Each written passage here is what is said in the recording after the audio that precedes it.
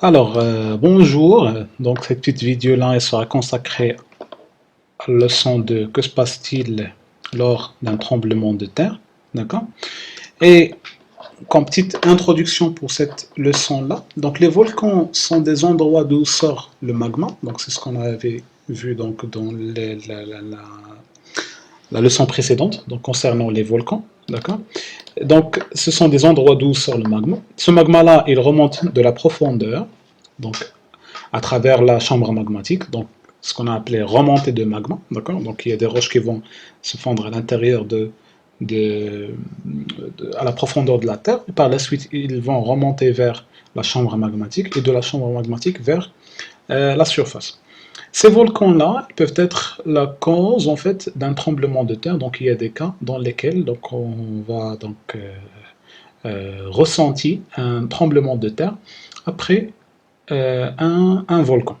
Donc les deux grandes questions donc, euh, à lesquelles donc, on va essayer de donner des réponses dans cette leçon-là, c'est en fait qu'est-ce qu'un tremblement de terre et comment mesurer son intensité. Donc pour répondre à ces deux questions-là, donc on va donc voir le premier exemple qui est le tremblement de terre d'Haïti. Donc, le 12 janvier 2010, donc un tremblement de terre a touché Haïti, pays situé dans les Antilles. Donc, il a duré plus d'une minute. Le 9 février, donc après à peu près un mois, d'accord. Donc, le bilan était donc de 230 000 morts, 300 000 blessés et 1,2 million de sans-abri. Ça veut dire des gens qui n'ont pas de maison. Donc, regardez bien que c'est vraiment dangereux et provoque donc d'énormes dégâts, sachant qu'il a duré donc plus qu'une minute. D'accord. Et il a provoqué tous ces dégâts-là. Donc c'est vraiment dangereux. Et c'est vraiment violent. Donc au Prince, donc la capitale d'Haïti, de nombreuses maisons se sont écroulées et des bâtiments ont subi des dégâts importants. Donc après vous avez l'épicentre où les secousses les plus violentes sont ressenties. Vous allez poser la question, c'est quoi l'épicentre? Alors si je prends le schéma d'un tremblement de terre, donc il est composé de ces quatre parties-là. Donc vous avez la faille donc je vais vous l'expliquer après.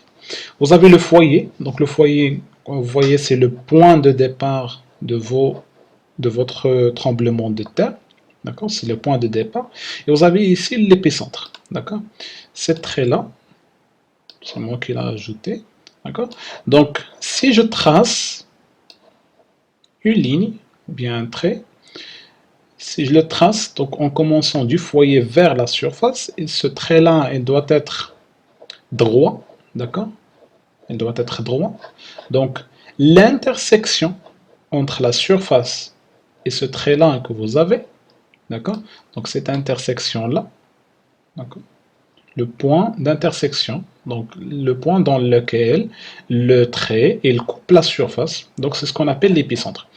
Donc l'épicentre, donc c'est un point qui est situé directement, d'accord, au-dessus, au-dessus de votre foyer. Donc il est directement au-dessus de votre foyer. Donc vous regardez le foyer qui est ici, et l'épicentre il est ici directement au-dessus. Donc si je trace une ligne, d'accord, bien un trait en commençant du foyer vers la surface, donc le point dans lequel les deux donc, se retrouvent, la surface et le trait, donc c'est ce qu'on appelle l'épicentre. Très bien. Après, donc vous avez où les secousses les plus violentes sont ressenties. Il est situé à 25 km de Port-au-Prince. Donc l'épicentre, donc la première caractéristique de l'épicentre, c'est donc il est situé au-dessus de votre foyer. La deuxième des choses qui caractérise l'épicentre, c'est que il reçoit le plus de secousses. Ou bien les secousses, elles sont très violentes dans cet endroit-là. Donc de ce fait, les dégâts, donc ils sont vraiment énormes. D'accord? Donc l'épicentre, donc il a deux caractéristiques. Donc il est situé au-dessus de votre foyer. D'accord? Ça, c'est première des choses. Deuxième des choses, c'est qu'il reçoit le plus de secousses, le plus d'énergie. Donc, il aura le plus de dégâts. Donc, si on regarde le tremblement de terre d'Haïti sur une carte, donc ici vous avez document 3, l'intensité du séisme d'Haïti. Donc, je vois donc, Haïti, d'accord. Donc, je vois ici une échelle qui nous montre en fait l'intensité estimée donc, selon des couleurs. Donc ça commence d'une intensité légère vers une intensité extrême pardon. Donc de 4 jusqu'à 10. Et chaque couleur il nous montre donc, une intensité bien déterminée. Donc si je prends le centre ici, donc, euh, donc ici vous avez une intensité qui est extrême, donc c'est principalement donc c'est le point de départ de votre tremblement de terre. Donc il est apparu ici. Il s'est produit en fait ici dans cet endroit-là. Pourquoi? Parce que vous avez une intensité qui est extrême. Alors si je passe après, donc j'ai une intensité qui est très sévère, jusqu'à légère. Donc ce que je peux déduire d'ici, c'est que quand je m'éloigne de l'épicentre, l'intensité, il diminue. Donc les secousses, ils diminuent. Donc les dégâts, eux aussi, ils diminuent. Et c'est ça en fait la dernière phrase. Plus on s'éloigne de l'épicentre, moins les dégâts sont importants. D'accord? Donc moins les dégâts sont importants. Pourquoi? Parce que c'est l'intensité qui a diminué. Pourquoi? Parce qu'on est en train de s'éloigner de l'épicentre. On avait dit que l'épicentre, c'est l'endroit qui est situé au-dessus de votre foyer et c'est le point qui reçoit le plus d'énergie. Et quand on s'éloigne de cet endroit-là, donc les dégâts ou bien les secousses ressenties, ils vont diminuer. Donc quand les secousses et l'intensité diminuent, c'est automatiquement les dégâts ils vont diminuer. Quelle est l'intensité des dégâts à Inch dans le centre du pays? Donc centre du pays, donc c'est vert clair, et je vois que c'est modéré. À ton avis, pourquoi l'intensité des dégâts est-elle plus faible? Pourquoi? Parce qu'on est éloigné de l'épicentre.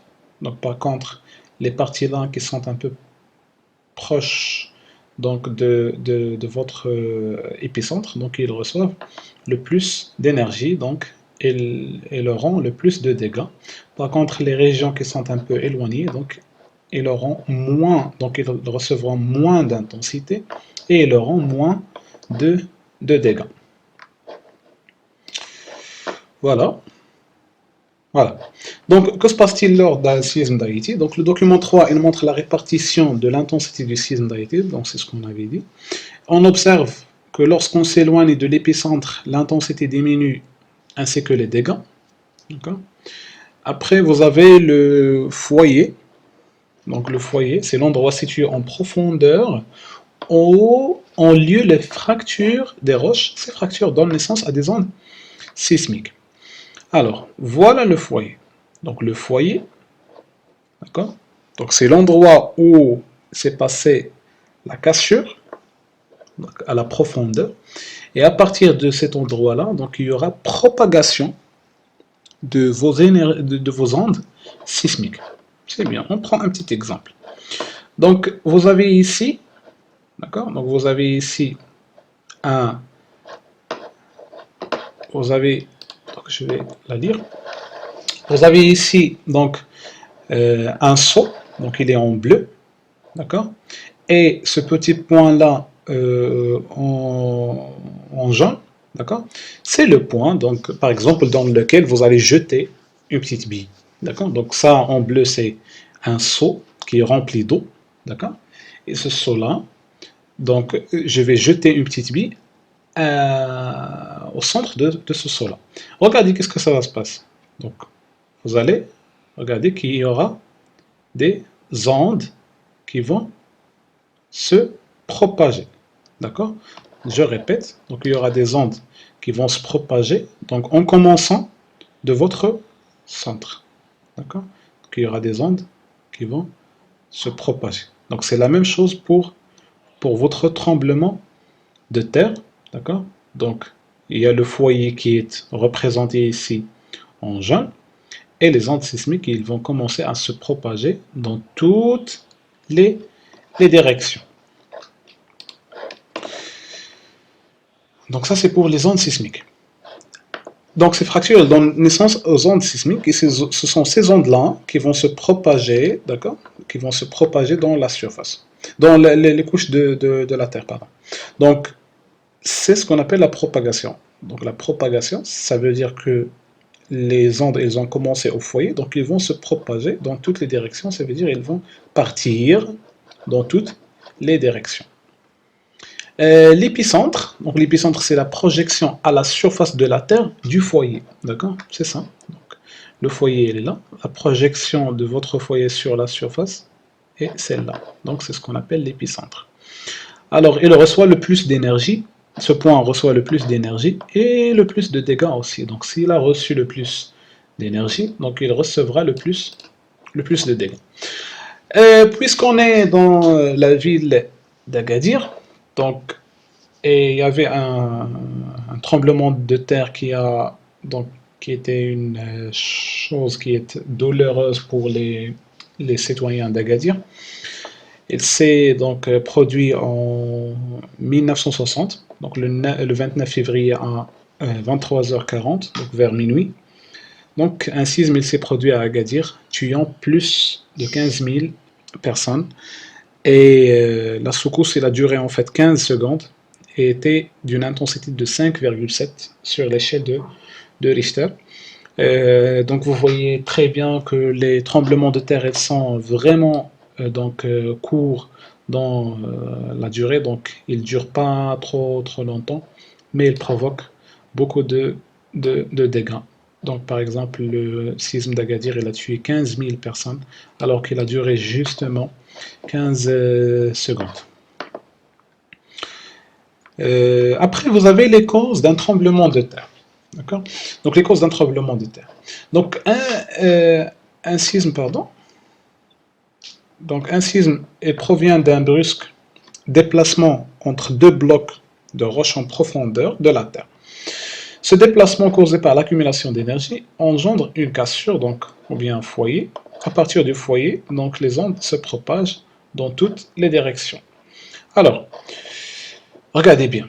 Donc, ça, c'est ce qu'on appelle la faille, ou bien la cassure. Cette cassure-là, elle est provoquée par quoi? Par de l'accumulation d'énergie. Ça veut dire, vous avez ici, donc voilà le premier bloc, donc voilà, ici c'est mieux. Alors, voilà. Donc ici, voilà le premier bloc, et voilà le deuxième bloc. D'accord? Normalement, ces deux blocs-là, ils étaient dans le même niveau. D'accord? Ils étaient dans le même niveau. Et donc, parce qu'il y a de l'accumulation de l'énergie, ça veut dire qu'il y a des forces qui poussent ce bloc-là, il y a d'autres forces qui poussent ce bloc-là dans l'autre direction. D'accord? À un moment donné, donc ces blocs de roche-là, ils ne vont plus résister. Donc c'est pour cela qu'il y aura cette cassure-là. Donc un bloc va partir en haut et un autre il va partir en bas. Et cette cassure-là, donc il va libérer de l'énergie. Et cette énergie-là, donc elle est donc dans le foyer, d'accord?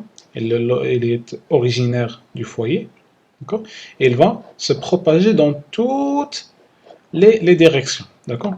Donc la cause principale d'un tremblement de terre, c'est en fait l'accumulation d'énergie et la cassure, qui est obtenue ou bien qui est le résultat de l'accumulation de cette énergie. D'accord? Donc je répète. Donc la cassure, elle est provoquée par une accumulation d'énergie, donc et sur ces blocs-là de roche, ces blocs de roche, ils ne vont plus résister, Et c'est pour cela qu'il y aura cette cassure-là qui va provoquer donc la naissance des ondes sismiques. Donc un sisme provient d'un brusque déplacement entre deux blocs de roche en profondeur de la Terre. Ce déplacement causé par l'accumulation d'énergie, il engendre une cassure donc au niveau du foyer. À partir du foyer, les ondes se propagent dans toutes les directions. Voilà, ça c'est un petit schéma qui vous montre en fait les différentes composantes d'un tremblement de terre. Donc vous avez la faille, donc ça c'est l'origine de votre de vos ondes sismiques ou bien de l'énergie. Le foyer c'est l'endroit où c'est donc produit la cassure. Les ondes sismiques ce sont le résultat donc de votre cassure ou bien de votre fracturation. Donc ce sont des ondes, donc ce qu'on appelle les ondes sismiques. Donc ils se propagent dans toutes les directions, d'accord. Et vous avez l'épicentre qui est le point donc qui est au-dessus de votre foyer et qui reçoit le plus d'énergie, et pour cela il aura le plus de dégâts. Alors, comme conclusion, donc un tremblement de terre est une secousse ou vibration résultante de la fracturation des roches en profondeur à cause de l'accumulation d'énergie. Voilà, donc c'est ce qu'on avait dit. Donc, un tremblement de terre, c'est une secousse ou bien vibration, d'accord, résultante, d'accord, de la fracturation des roches en profondeur à cause de l'accumulation d'énergie. Donc, c'est cette fracturation-là des roches, donc il va libérer de l'énergie.